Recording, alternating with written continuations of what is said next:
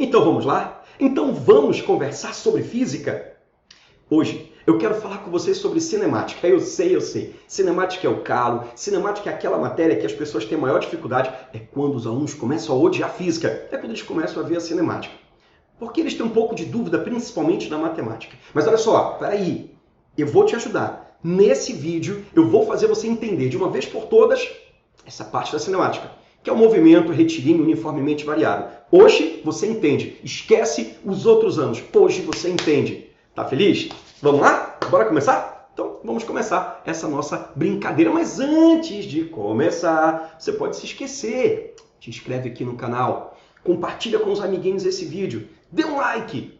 Você vai ajudar o canal a crescer e eu vou poder fazer muito mais vídeos para vocês. A minha meta é gravar a física toda. Tá afim? Então vamos lá. Vamos juntos. Juntos somos sempre muito mais fortes. Bom, movimento retilíneo uniformemente variado. Se você entender essas 4 palavrinhas, você já vai praticamente entender o movimento em si. Entender a cinemática. Parece loucura, mas não é não. Olha só, o termo movimento, entenda, quando é que um corpo está em movimento? O corpo está em movimento sempre que a distância entre ele, o corpo, e um referencial mudar no decorrer do tempo. Ele está em repouso quando a distância entre ele, o corpo, e o referencial não mudar no decorrer do tempo. E aí você poderia pensar assim, mas professor, isso não depende então de um referencial? Sim. Então no corpo ele nem sempre está em movimento. Ou seja, não existe um movimento para todos os referenciais, não é? Não existe. Isso quer dizer que o corpo pode sempre estar em um movimento e em repouso ao mesmo tempo. Ou seja, não existe movimento e repouso absoluto. O que nós vamos estudar é o caso do movimento, ou seja, nós vamos estudar o caso em que a posição muda, em que ele vai percorrer determinados espaços. Se ele não percorrer espaço, então não está em movimento, e aí não vai ser foco do nosso estudo. Tudo bem? Retilíneo. Retilíneo é a trajetória dele, é uma trajetória em linha reta. O fato de eu dizer que o movimento é retilíneo, isso quer dizer que ele não muda de direção. Então se ele se movimentar na horizontal, ele vai continuar na horizontal para sempre? Isso. Se estiver na vertical, ele vai continuar na vertical para sempre? Exato. Se estiver na diagonal, você já entendeu. Ele não vai mudar de direção. Ele não vai fazer curva. Por isso que é retilíneo. Eu não pensei nisso. Estou te falando, cara. Olha só.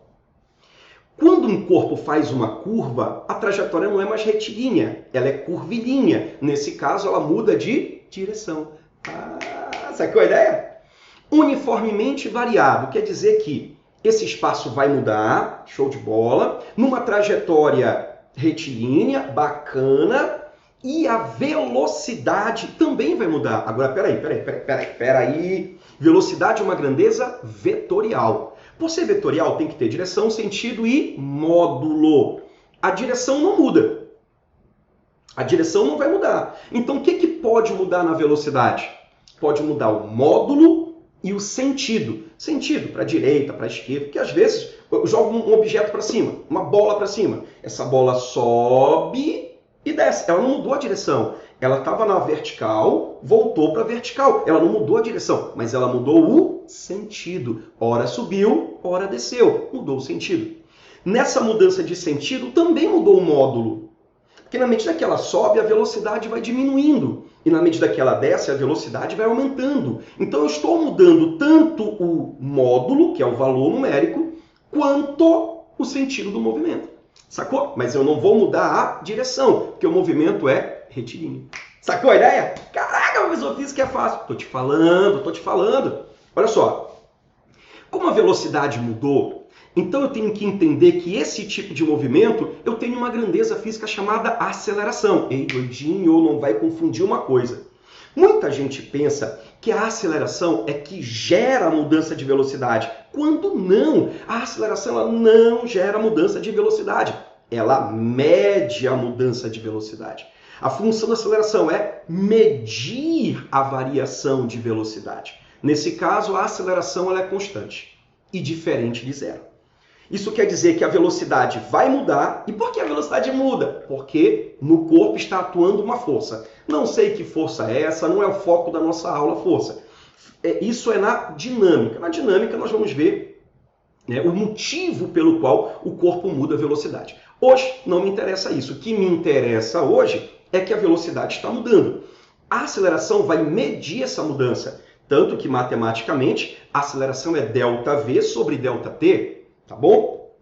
E aqui vale uma atenção especial. Toda vez que eu tiver uma grandeza cujo tempo aqui na equação aparece como denominador, a grandeza em questão mede uma rapidez. Então, como é que eu iria ler a aceleração? É a rapidez, mede a rapidez com que a velocidade varia. Não se esqueça que velocidade é dado na unidade metro por segundo no sistema internacional. O tempo, segundo. Olha!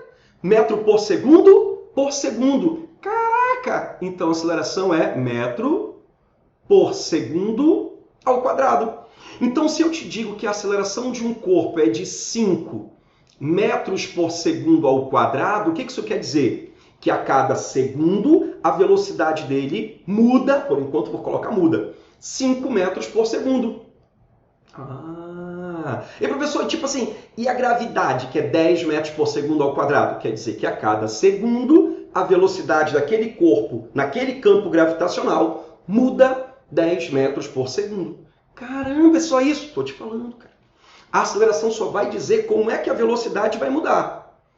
Claro, a velocidade agora, ela vai variar de maneira linear, com o tempo, né? Ela varia com o tempo. Isso quer dizer que quando eu tenho uma aceleração diferente de zero, na medida que o tempo passa, a velocidade só tende a aumentar. Então, quanto mais o tempo passa, maior vai ser a variação de velocidade.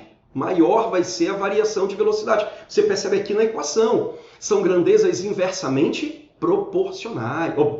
Diretamente proporcionais. Velocidade e tempo são diretamente proporcionais. Aumentou o tempo, aumenta também a velocidade. Mantendo uma aceleração constante, claro, que é o foco, né? É o foco da nossa aula.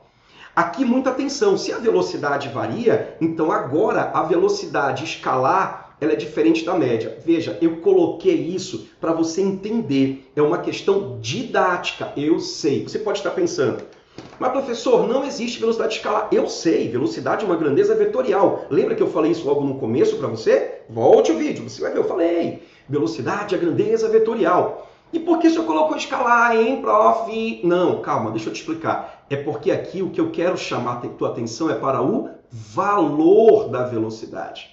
É para o valor. Eu sei que não existe, mas por uma questão didática, para o ensino médio, eu estou falando com a galera do ensino médio, galera que vai fazer o Enem, esse termo velocidade escalar ele é usado em muitas questões, em muitos problemas, em muitos itens do Enem. É muito comum ver lá, um corpo apresenta uma velocidade escalar. Veja, fisicamente não está certo, está errado. Porém, entretanto e todavia, é válido, é usado, é usual o termo escalar para fins didáticos. É só para dizer que eu vou trabalhar apenas com o valor da velocidade, sem me importar com a direção e com o sentido. Você entendeu? Então, quando eu digo que a velocidade escalar ela é diferente da velocidade média, o que eu estou dizendo é que o valor da velocidade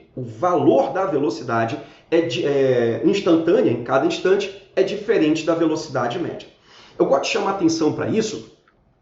Por quê? Porque no movimento retilíneo uniforme, não é uniformemente variável, o uniforme, eles coincidem. O valor da velocidade instantânea, ou seja, em cada instante, é o mesmo. É o mesmo, então é igual à velocidade média. Então, no movimento retilíneo uniforme, como a velocidade não muda, a velocidade em cada instante é a própria velocidade no percurso todo. No movimento retilíneo uniformemente variado, a velocidade varia. Ela varia linearmente com o tempo, mantendo a aceleração constante. Portanto, eu posso dizer que eu tenho aqui dentro dois movimentos. Ou ele vai ser um movimento chamado de acelerado, e aí nesse caso a variação de velocidade vai ser crescente, ele vai só aumentar a velocidade, tá bom? Ele vai aumentar a velocidade. Podemos dizer então que a aceleração ela é positiva. Mas, professor, por que a aceleração ela é positiva? Muito simples, porque a velocidade final é sempre maior que a velocidade inicial. Sacou a ideia?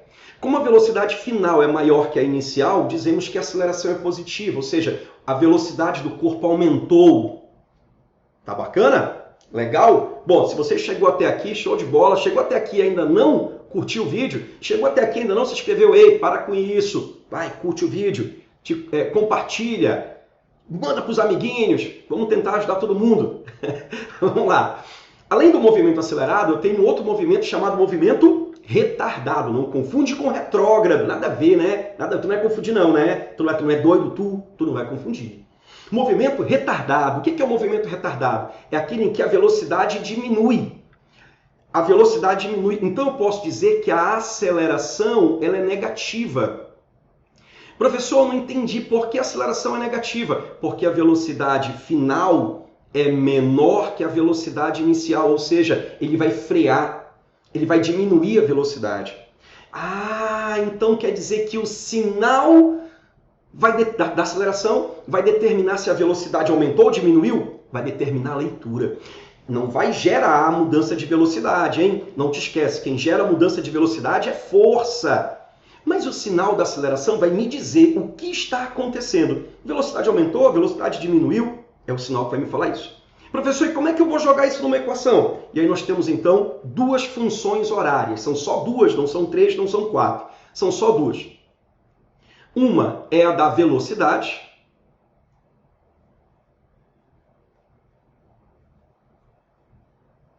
E a outra função horária é do espaço percorrido, do deslocamento escalar. Eu vou deixar espaço percorrido, tá bom? Não, eu vou escrever só espaço.